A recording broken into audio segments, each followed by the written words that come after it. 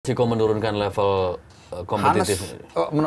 Kompetitif dia atau liganya? Dia. Oh, kalau dia harus dia katakan ya. Iya pasti seperti itu. Liga 1 sama Eredivisie, meningkatkan kualitas liga, gua rasa bisa aja. Kalau gue bilang meningkatkan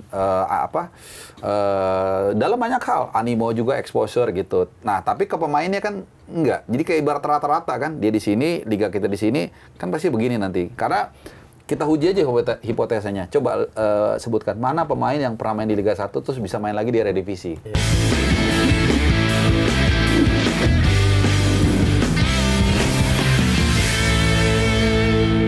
Tapi bukannya sebelumnya Boyan Hodak bilang nggak akan menggunakan semua kuota pemain asing? Iya, kan awalnya karena melihat tiba-tiba 3 pertandingan plus 1 laga preliminary round lawan Manila Dodgers kurang meyakinkan, nampaknya akhirnya luluh juga hati seorang Boyan Hodak.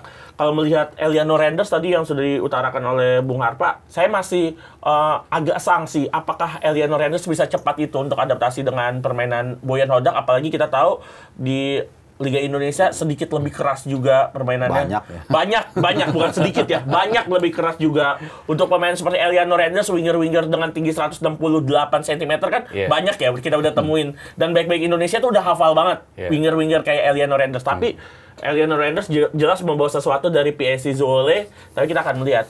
Mungkin ya semua pelatih akan nelfon Jody Jensen, pelatihnya Bali United saat ini. Gimana cara hentiin Eliano Randers, karena kan Eliano Randers musim lalu dilatih sama Johnny Jensen di Zwolle, jadi mungkin ya Eliano harus upgrade kualitasnya, harus upgrade skillnya untuk menunjukkan kalau dirinya emang layak untuk didaratkan oleh Persib dengan angka yang cukup fantastis untuk ukuran sepak bola Indonesia. Waktu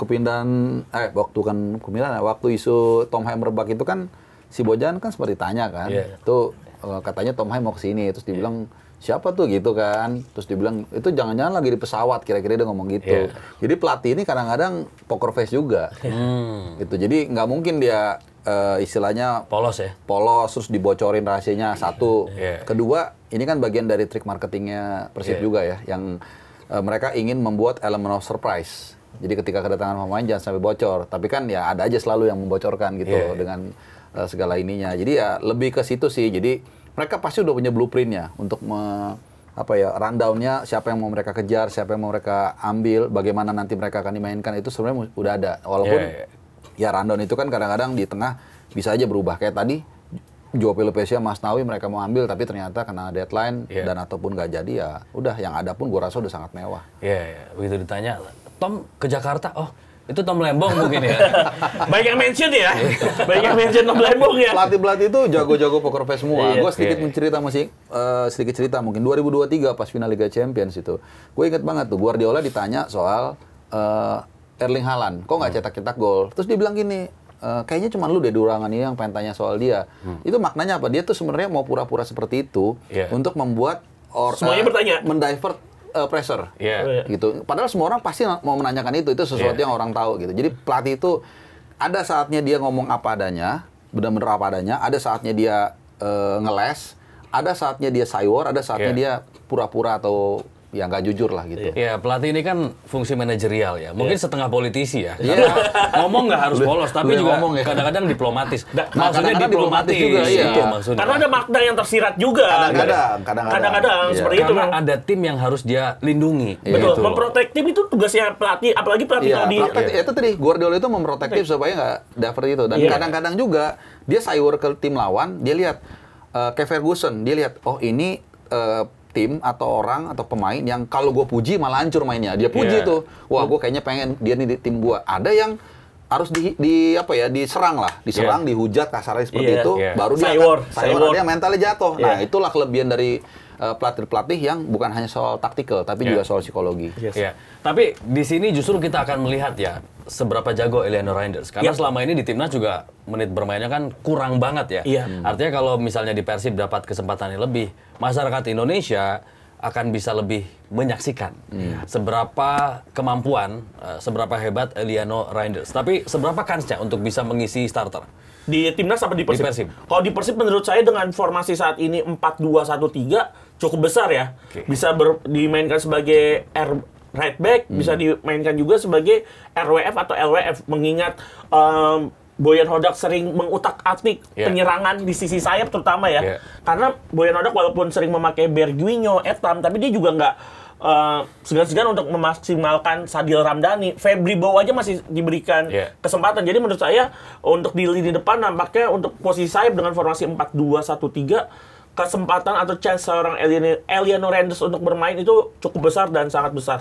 Sebenarnya gue agak kaget juga sih Eliano tuh ke Persib ya. Karena akhir musim lalu itu sekitar 5 pertandingan terakhir lah, itu dia lumayan reguler. Nah iya bener. Lumayan reguler, terus 1 kali assist, 1 kali clean sheet, yang gue inget ya, 1 kali golin. Jadi nggak, ya maksudnya dengan kualitas seperti itu di Zwolle.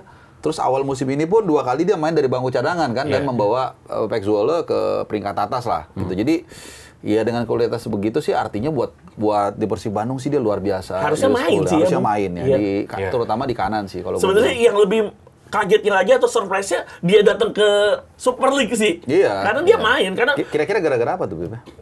Mungkin tawaran. Tawaran tentunya ada kontrak yang bukan ini apa? Klub impian dia kali itu. Mungkin jadi Zwolle hanya stepstone saya sebelum akhirnya saya merumput di Super League. Seperti itu ya. Tapi apakah bagus, Pak? Ini kan menambah kuota diaspora masuk ke Super League ya. Gini. Kemarin ini di Bandung juga ya, gue ngomong dengan teman-teman Bobotoh. Sebenarnya kita kesimpulannya gini, kalau sebagai Bobotoh pasti senang, pasti betul, senang, betul. Gitu, dan itu wajar, normal. Itu tim kesayangan kita misalnya ada pemain bagus datang. Tapi kalau untuk visi dan misi mendatangkan diaspora gitu untuk main. Untuk klubnya ya, untuk klub yang didatengin. Tapi kalau sebagai dari sudut pandang tim nasional, kalau gue sih agak menyayangkan.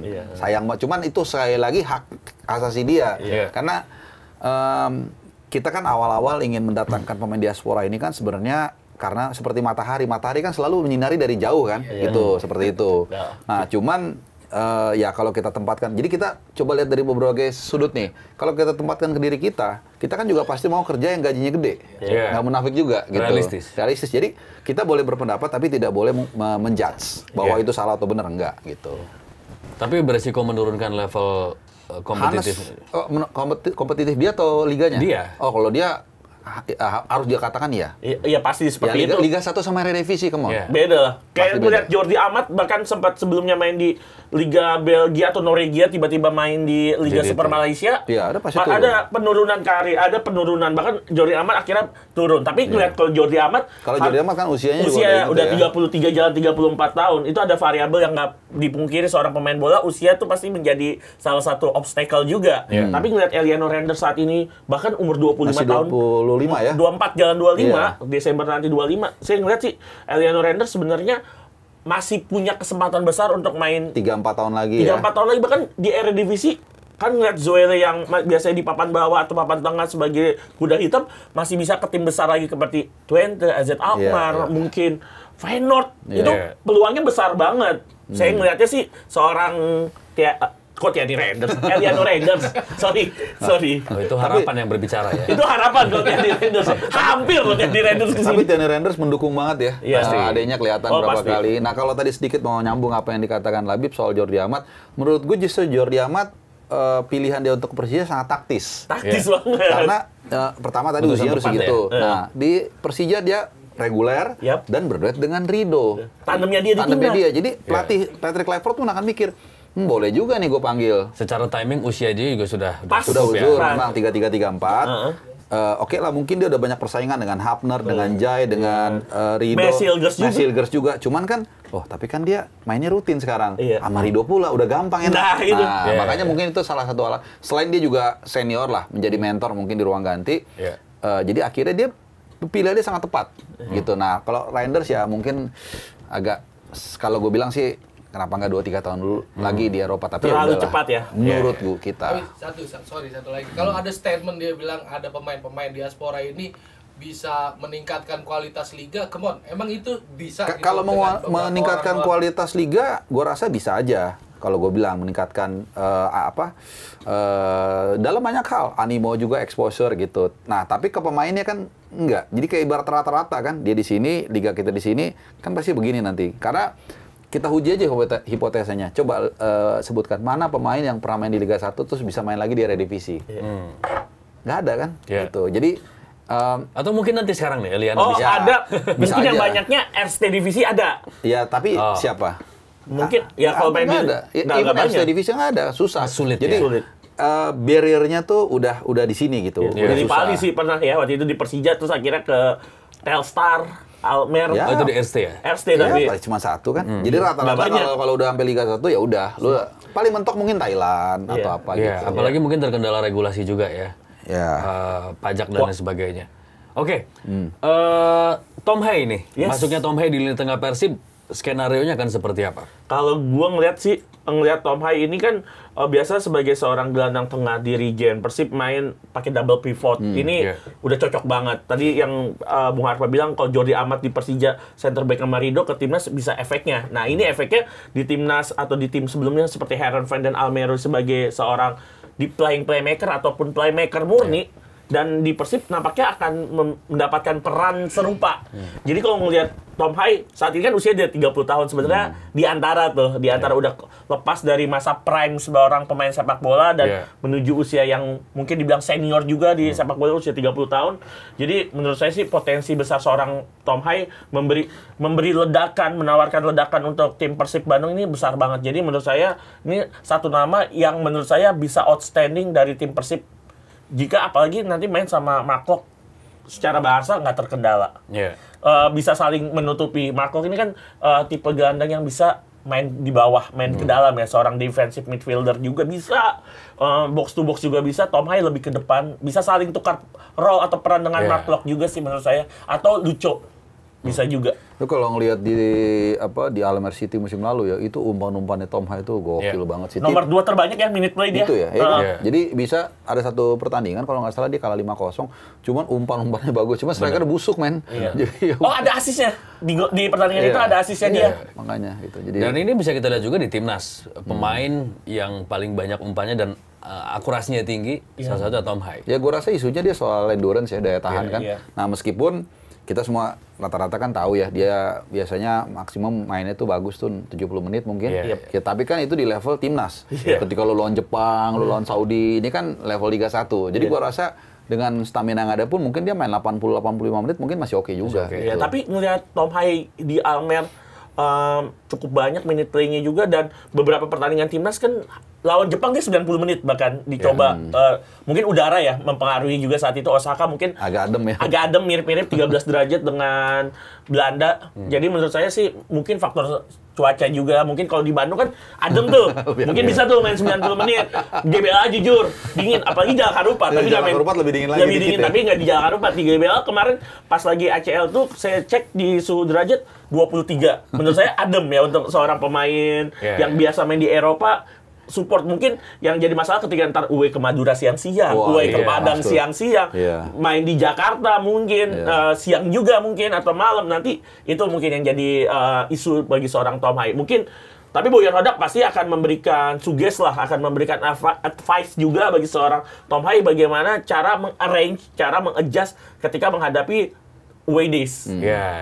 Karena sebenarnya yang dibutuhkan dari seorang Tom Hai adalah long pass-nya kan. Dengan style of play yang seperti itu juga kayaknya fisik sebetulnya nomor 2 gitu kan. Beda kayak kalau misalnya seorang ball winner gitu yang harus kemana-mana ngejar bola.